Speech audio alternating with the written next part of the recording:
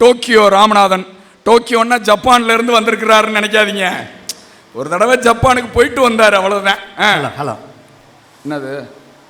எத்தனை மொழிக்கு சிறப்பு இருந்தாலும் மொழிக்கே சிலை வைத்த தமிழ் மொழியை வணங்கி எப்படா டோக்கியோ ராமநாதன் வருவேன் அவன் பேச்ச கைதட்டி கேட்கலாம்னு கூடியிருக்கிற ரசிக பெருமக்களுக்கு என் வாழ்த்துக்களை சொல்லி. ஏன் இப்படி இப்படிங்கிறாருன்னா அவர் பேச இல்லைன்னா நீங்க கைதட்டிக்கிட்டு இருக்கணும். ஆமா, புரிஞ்சுக்கிறீங்க. சாப்பாடு ருசிக்கணும்னா உப்பு வேணும், வாழ்க்கையை ரசிக்கணும்னா நட்பு வேணுங்க. இந்த உப்பு நட்பு இதெல்லாம் டிஆர் ஃபார்முலா. டி ராஜேந்தர் தான் பேசுவார்.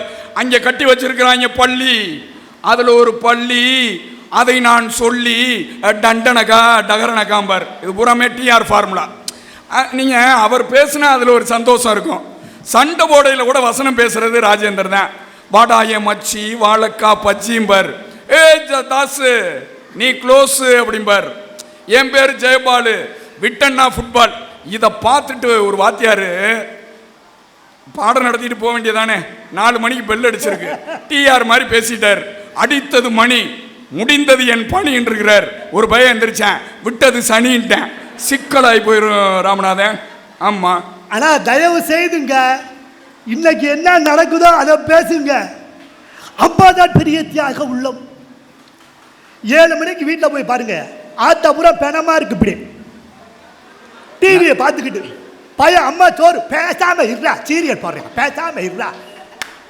அதுவும் அம்மா அப்பா ஆபீஸ்ல போய் 1000 வேலை பார்க்கிறாரு, அன்பு மயம் கூட 5 நிமிஷம் பேச மாட்டேன்.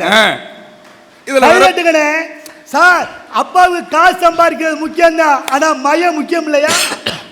அதுல வாத்தியாரு தயவு செய்து ஐயா, நான் இங்க இருக்கவங்கள சொல்லல, நான் பூரா ஸ்கூல் வாத்தியாரா சொல்றேன். மதுரை போகணும் வாத்தியாரு நான் சொன்னா கோச்சுக்காங்க.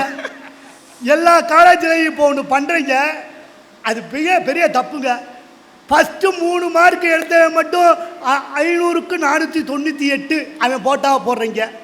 1500க்கு 495 அவன் போட்டாவை போடுறீங்களே. மிச்ச பேரெல்லாம் உங்கள் ஸ்கூலுக்கு எதுக்குங்க வந்தேன்? எதுக்குங்க வந்திருக்கான்? சார், படித்தவனுக்கு கட் அவுட் வச்சா அது வாத்தியார்கள். யார் எந்த நண்பனுக்கும் நெஞ்சில் கட் அவுட் வைக்கிறதாங்க எங்கள் நண்பர்கள். அவன் படிக்கல ஊதாரியா இருக்கா, எப்படி வேணா இருக்கா, நண்பனாலே சந்தோஷம். நல்லா படிக்காதவன வாத்தியார் ஒரு நாளைக்கு அன்பா கூப்பிட்டு ஒரு சாக்லேட் கொடுங்க. முட்டா பையன் எத்தனை தடவை சொல்லி கொடுத்தாலும் மண்டையிலேயே ஏறாது. அதுக்கு தானே ஸ்கூலுக்கு அனுப்புறோம். இன்னொன்னு, அம்மாவின் தியாகத்தை பார்த்தீர்களா? அது இன்னைக்கு எங்க அப்பத்தாவுக்கு 28 பிள்ளை. எந்த பிள்ளைய அதை பார்த்துருக்கும் சொல்லுங்க? எந்த பிள்ளைங்க அது பார்த்துச்சு? சார், நான் கோச்சுக்கிறாங்க. அம்மா தான் பால் கொடுத்தார், ஆட்டுக்குடி கூட தாங்க பால் கொடுக்குது. நான் அதை குறைவா சொல்லலை, அது கடமை சார், அது கடமை சார். ஆனால் நீங்கள் நான் முத்தாய்ப்பா ஒன்று சொல்கிறேன். நல்ல மார்க் வேணும், பாஸ் பண்ணணும்னு ஆசிரியர்கள் முயற்சி பண்ணுறீங்க. எப்படியாவது பையன் படித்து நல்ல வேலைக்கு போயிடும்னு பெற்றோர்கள் முயற்சி பண்ணுறாங்க. நான் சொல்லவா, நல்ல எழுத்தாளனை, நல்ல பேச்சாளனை, நல்ல ஓவியனை, நல்ல நடிகனை உருவாக்குவது நண்பர்கள். நான் இந்த மேடையில் சொல்லவா, எனக்கும் நடுவருக்கும் கல்லூரி காலத்திலிருந்து நட்பு. அவருக்கு எவ்வளவு பெரிய மேடை வந்தாலும் நான் முதல்ல எனக்கு தான் ஃபோன் பண்ணுவார். நான் நல்ல பேச்சாளன் என்பதற்காக அல்ல, நான் அவருடைய நண்பன் என்பதற்காக. எத்தனை பேர் நடுவரிடம் கேட்டிருக்காங்க, ராமநாதன் விட்டா வேற ஆள் இல்லையா? ராமநாதன் விட்ட 1000 பேச்சாளர்கள் இருக்கிறார்கள், ஆனால் ராமநாதன் தான் 30 ஆண்டுகால நண்பர். நீங்க யோசிச்சு பாருங்க, எங்க அப்பா என்னைய இவ்வளவு உயரத்தில் வச்சு ஒரு என்னை கொண்டாட முடியாது. என் ஆசிரியர் எப்பயுமே சொல்றாரு, இன்னைக்கு சொல்றாரு, உன்னையெல்லாம் எப்படா பேச கூப்பிடுறாங்க எங்க வாத்தியார். ஆனால் என் நண்பர் தான் என்னை உலகம் முழுவதும் கூட்டி போய் எல்லா டிவிகளிலும் என்னை வரவேற்பது இந்த நண்பர் தான். இல்லைன்னு நீங்க யாராவது சொல்ல முடியுமா? நண்பர்னா முடிவெட்ட சொல்லி தர்றவேன், டவுசர் போட சொல்லி தருவேன் நண்பன் இல்லை சார். என்னை மாதிரி டோக்கியோ ராமநாதனை உலகம் பூரா காட்டினது தான் சார் நட்பு. அது நட்பு சார்.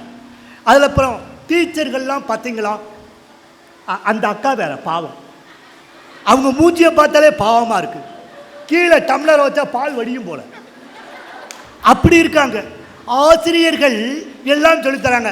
எங்க சம்பளம் பத்தலைன்னு எத்தனை டீச்சர் போராடுறீங்க, மாணவன் படிக்கலைன்னு எத்தனை பேருங்க போராடி இருக்கீங்க, எத்தனை பேர் போராடி இருக்கீங்க. அதுல இவங்க வேற மாணவர்கள் என்பவர்கள் பள்ளிக்கு வந்தால் தான் மாணவர்கள். வாழ்க்கை பூரா மனுஷன் மாணவன் தாங்க. ஒவ்வொரு அனுபவத்தையும் கற்றுக்கொள்பவன் மாணவன். நீங்க யோசிச்சு பாருங்க சார். நீங்க பெரிய பெரிய விஷயம்லாம் பார்க்காதீங்க. ஏதாவது ஒரு அப்பாட்ட போய் நான் ஒரு நல்ல பேச்சாளர் ஆக போறேன், எப்படியாவது படிச்சு நல்ல பேச்சாளராகி உலகம் பூரா வள வர போறேன்னா எந்த அப்பாவாவது சரிப்பா நீ எப்படியாவது பட்டிமன்றம் போப்பான்னு விடுவீங்களா? ஒழுங்கா படிடா, மாதம் 30,000 ரூபாய் சம்பளம் வாங்கணும் என்று சொல்லக்கூடிய ஆசிரியர்கள் இருக்கீங்க. உண்மைதானே? நீங்கள் டீச்சர்கிட்ட போய் நான் எப்படியாவது படித்து பிரதமராகலாம் நினைக்கிறேன் அப்படின்னு ஒரு வாத்தியார்ட்ட போய் சொல்லுங்கள். உருப்படாமல் போகிறவனே மேக்ஸில் முட்டை மார்க் வாங்குறாரு, இவர் ஆக போகிறாராம். இதே ஒரு ஃப்ரெண்டுகிட்ட போய் சொல்லுங்க, டேய் நான் பிரதமராக நான் கூட இருக்கேன் மாப்பிள்ள, உனக்கு பிரதமர் ஆக்குவதானுவே சார். உண்மையா இல்லையா? உண்மையா இல்லையா சார்? அப்பாவுக்கு மயன்ட்ட பேச நேரம் இல்லை சார். பூரா நடுவர் அழகா சொன்னார், நீங்கள் விநாயகரை பார்த்தீர்களா? அம்மையப்பன் தான் உலகம், உலகம் தான் அம்மையப்பன். இப்போ எல்லா பேத்துக்கும் செல் தான் உலகம், உலகம் தான் செல்போன். இதுக்குள்ளேயே அம்மாவும் இருக்கீங்க அப்பாவும் இருக்கீங்க. எங்கள் கூட பேச எனக்கு ஃப்ரெண்டு தானே சார் இருக்கா சார்? உண்மை தானே சார்? சார் எங்கள் கூட வாத்தியார் எவ்வளோ நேரங்க 50 பேரை வச்சு மொத்தமாக சொல்லித்தரீங்க. ஒருத்தனுக்கு புரியுது, ஒருத்தனுக்கு புரிய மாட்டேங்குது, ஒருத்தன் தூங்குறியா, ஒருத்தன் முடிச்சிருக்கா. நீங்கள் பார்த்துக்கிட்டா இருக்கீங்க. அம்மா அப்பா என்ன சொல்லுவீங்க? பீஸ் கட்டுவீங்க. அது அழுதுகிட்டே பீஸ் கட்டுவீங்க. விளங்காம போக ஒன்னக்கெல்லாம் பீஸ் கட்டேன். பூரா பெயில் உனக்கு ரத்தத்தை பாலாக்கி பீஸ் கட்டண்டா சொல்லி காட்டுறது. ஆனால் ஃப்ரெண்ட்ட போங்க, மாப்பிள்ள எதுக்கு கவலைப்படாத மாப்பிள்ள, நம்ம வாழ்க்கையில ஜெயிக்கிறோம்டா. அந்த ஒரு வார்த்தை போதும் சார். நீங்கள் ஒவ்வொரு நீங்கள் திட்டுகிற திட்டும் என் நண்பர்கள் படிக்கட்டா மாத்தி என்னை உயர்த்துவா சார். என் ஃப்ரெண்டு சார் மெட்ராஸில் 1000 கணக்கில் சினிமாவில் டைரக்டர் ஆகணும்னு 1000 கணக்கில் அசிஸ்டன்ட் டைரக்டராக இருக்காங்கல்ல. எந்த ஆசிரியர் அவளுக்கு சினிமாவை கற்றுக் கொடுத்தீங்க? எந்த பெற்றோர்கள் மாதம் பணம் அனுப்புறீங்க? ஒரு படம் எடுத்து டைரக்ட் எடுத்துட்டா ஏமையன்னு சொல்றீங்கல்ல. ஒரு படத்தில் நடிச்சா அந்த படத்தில் வர்றா இல்லப்பா, நான் சொல்லி கொடுத்தேன். ஏன் ஸ்டூடெண்ட் அவன் படிக்கும் போது நான் சினிமாவில் நடிக்க போறேன். கூத்தாடிப்பல திட்டுவீங்களா மாட்டீங்களா?